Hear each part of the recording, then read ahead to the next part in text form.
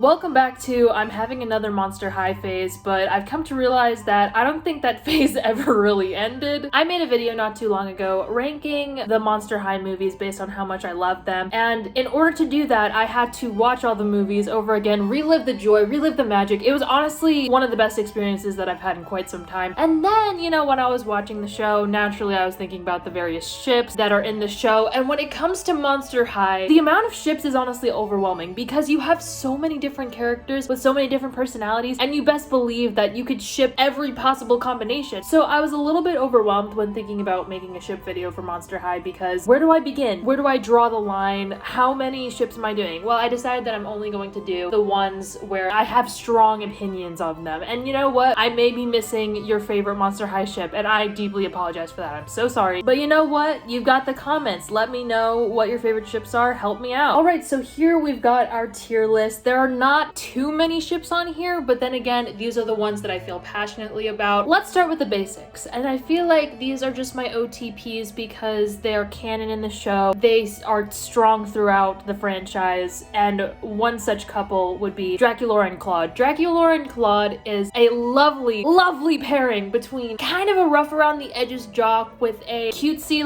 feminine short queen, and you know what? She's super nice. I mean, they're both super nice, but it works so well. Even despite the werewolf-vampire clashes, I mean, they're clans. I don't know if you call them clans. They just don't mix well. But you know what? It's giving Romeo and Juliet. It's giving star-crossed lovers. I just love them so much. Now we're gonna move on over to another solid couple, Laguna and Gil. Again, I feel like Monster High really tries to bring people together. That seems like a very common theme throughout the franchise. Gil and Laguna, even though they both seem like sea creatures, you would think that this makes sense, they're actually from conflicting clans as well. We've got the saltwater and freshwater little feud going on. Again, giving star-crossed lovers, Romeo and Juliet vibes. They are both so chill. They're both so nice. Gil's a little bit more awkward and nerdy. Laguna is the more jock, sociable. She's just all around super cool. A super cool gal. They're both so good. They're good. But do I love them as much as I love Claude and Draculaura? The answer to that is no. And you know what? It has nothing to do with Gil and Laguna. They did nothing wrong. But, with certain ships, sometimes they make too much sense that it's almost boring. Again, what can you do? Am I hating on a perfectly healthy couple for absolutely no reason? Yes, I am. Let's go with another similar couple that fits this vibe. It's giving Rochelle and Garrett. I'm not going to say his name in a French accent because I don't know how to do a French accent. They are also really great together. I mean, homeboy was festering in a jail cell at the bottom of the catacombs, and he still managed to be a romantic. They seem to be going strong. I mean, they're both gargoyles. They're both from France, I think. But is it too perfect? It's too good to be true, except it's not. And I think that that's what annoys me. Now we're gonna go on over to another non-problematic canon couple, which is Caddy Noir and Pharaoh from Monster High Boo York Boo York. If you have not seen the film, I highly suggest you check it out. It is quite a cinematic masterpiece. Caddy Noir and Pharaoh, they are both singers. They have so much in common. They vibe really well together. I've got no problems with them. I really don't. And then, you know what? We're gonna go to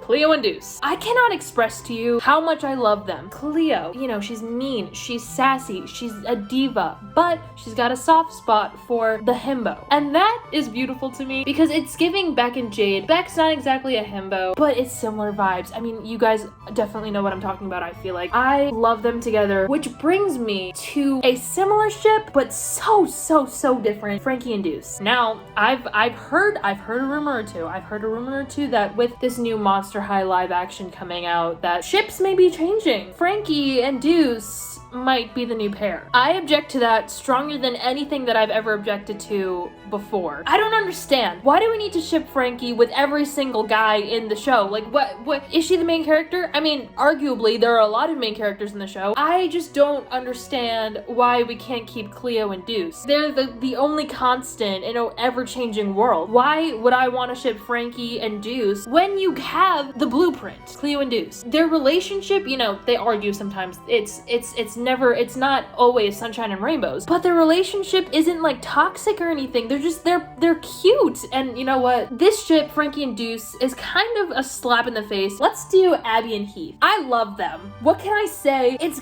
hot and cold, fire and ice, sunshine goofy and cold serious. It's so many contrasts. It works. It does. It's gonna work every time. You're gonna give me contrast and I'm gonna say absolutely hell yeah. I guess we should just do all the Frankie ships. I mean, every new movie, Frankie is shipped with someone new. At first, it was Frankie and Jackson. And you know what? I thought that they were really cute. Were they the cutest? No. But I thought that they were kind of cute. I thought not, well, actually, I'm gonna say that they were very kind of cute because kind of cute's a different category. And then, you know, we go to Skull Shores. There's this guy named Andy and he has this infatuation with Frankie because she looks like, I think, somebody that he used to know.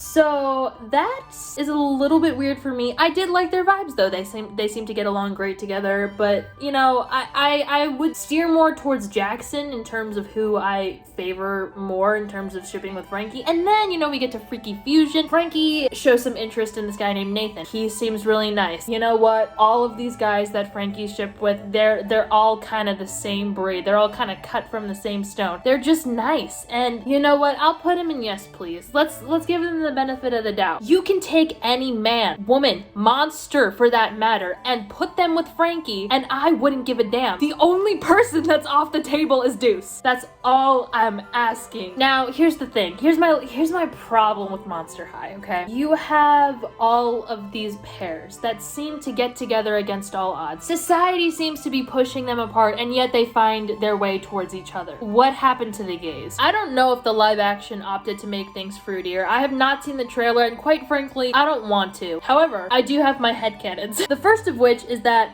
Claudine's a lesbian. Side note, I was thinking about how I feel like a lot of people headcanon Claudine as a lesbian, and I did a quick internet search. There were some things saying that Claudine was confirmed to be a lesbian, but then I was thinking about, over the course of the Monster High movies, Claudine has really only ever seemed interested in boys. I mean, in Monster High Ghouls Rule, there was like Thad. I mean, I guess that was it for the regular Monster High movies, but then in this new one, it's been Wraith. So, I'm not sure what evidence y'all have to support that, like, the creators confirming it, because the creators don't seem to be confirming it whatsoever. Anyway, that was my hot take of the day. Continuing on. First ship we're gonna review is Claudine and Draculaura. It could be really cute. However, I do love them as besties. I love them as besties. I've got no problem with them as besties. But I could also love their ship dynamic. Claudine is very fierce, Draculaura is very cute, and I love that combination together. I'm going to put them in yes please. I mean, I just look at that ship and I'm like, that is such an iconic duo. I really can't put them any lower than yes please. Now we've got Cleo and Claudine. Something about it. I mean, that's such a powerful duo. They're both fierce. They're both sassy. I don't think the universe is prepared for that, quite frankly, but you know what? I do love it. And will I ever receive this ship?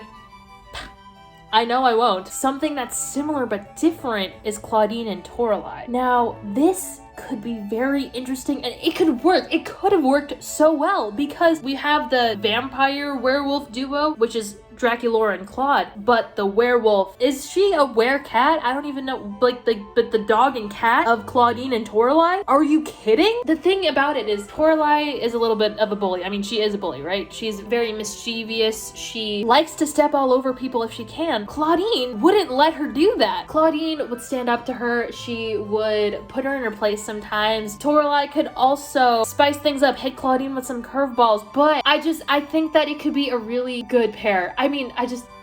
Sometimes talking about these ships makes me sad because the potential, the possibilities that we could have received and we probably never will. I was watching the newest movies recently for my other video, and these movies are like a complete reboot. They're not really similar at all to the previous Monster High movies in terms of like character design, characters themselves. The whole backstory to Monster High was completely changed in these two new movies, Welcome to Monster High and Monster High Electrified. And in Monster High, I don't even remember I think it was Monster High Electrified, they shipped Claudine and this guy named Wraith. I felt disrespected. That dynamic could work really well together, but Claudine's Claudine. You know who I wouldn't mind shipping Wraith with? Deuce. Because in this movie, in these two movies, Welcome to Monster High and Monster High Electrified, Deuce was not the Deuce that we know and love. Deuce was kind of completely different. And him and Wraith together, I could very much see. And you know what? I very much vibe with that. Now let's go to Draculaura and Frankie. I see it.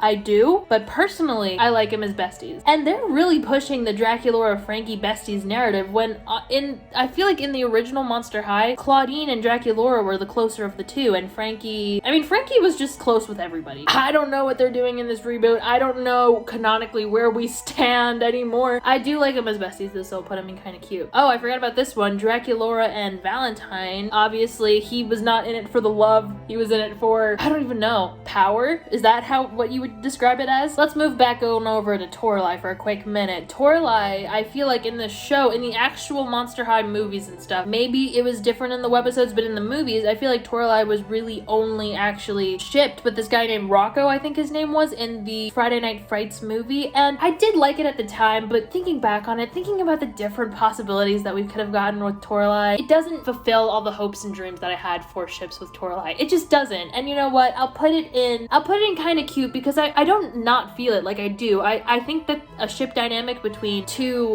bullies honestly could work because I'd rather bullies be with each other than those that they're bullying. Toralei, I like her with people who could stand up to her. Do you know what I mean? Toralei with Cleo, we're getting somewhere. We are getting somewhere. I do very much like it. I think that their frenemies is very funny. It's a very funny dynamic. I think that they could be a really interesting couple. A couple that I like just even a little bit slightly more is Toralei and Nephra, because here's the thing, Cleo and Toralei kind of have a little bit of sibling energy in a sense, just by the way, the amount that they bicker, but Nephra and Toralei, they could really run the world. They really could if they wanted to. Empire, Howleen and Twyla are besties, but what if they were more? Let's think about it. What if they were more? No, I see them as besties. Wow, our first one in the Not Feeling It. Give us a hand, folks. Cleo and Ghoulia, see, this is the thing where it's kind of one person like really dominating over the other person in a bully-like manner. That I actually don't feel as well, so we're gonna put that in Not Feeling It. Now let's go to Manitor and Iris. A little bit of a random-ish ship that I threw in there, but I do love it. I kind of do. It kind of gives Claude and Draculaura vibes, but to like a different extent. I don't know that much about Iris at all. I'll put them in kind of cute just because I have no idea what Iris's personality is like at all, so I can't really tell if I like their dynamic because I don't know what their dynamic is. Porter and Spectra, I forgot I put them in this tier list. Oh, you know where they're going. The only reason why I love the Haunted movie is to see Porter and Spectra, and luckily we have a lot of them throughout the movie. So I am sold. Oh, Claire and Jackson, I forgot about them too. Dude, Claire was so cool. I wanted to be here when I was younger. I'm so sad we didn't get to see Claire and Jackson in any other movie. Like, she just disappeared. And now finally we go back to the newest movies. Dracula and Claudine's mom were characters in these new movies.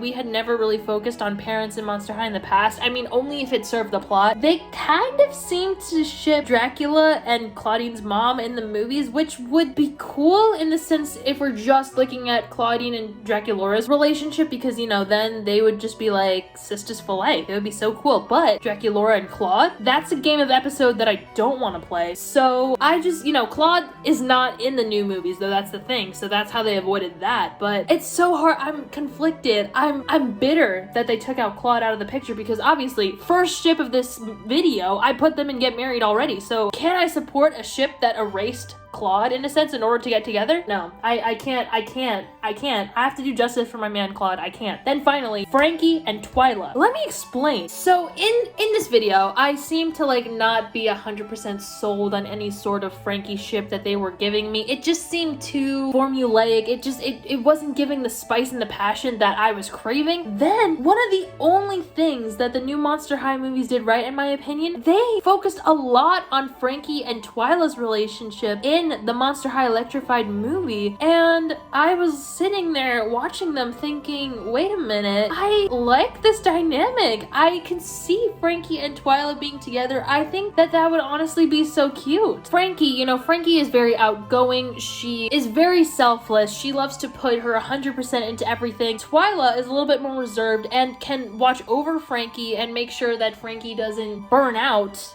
Literally. Here you guys go. This is my tier list of Monster High ships. A couple of you guys asked for it, and these are my thoughts. Are we surprised? Are we not? These are my hot takes. Let me know what your guys's are. I would love to hear them. I would love to hear about characters that I didn't even discuss in this video. Thank you so much for joining me on this journey today. I hope you had fun. I hope you had a good time. I hope you're having a good day, and I will see you next time.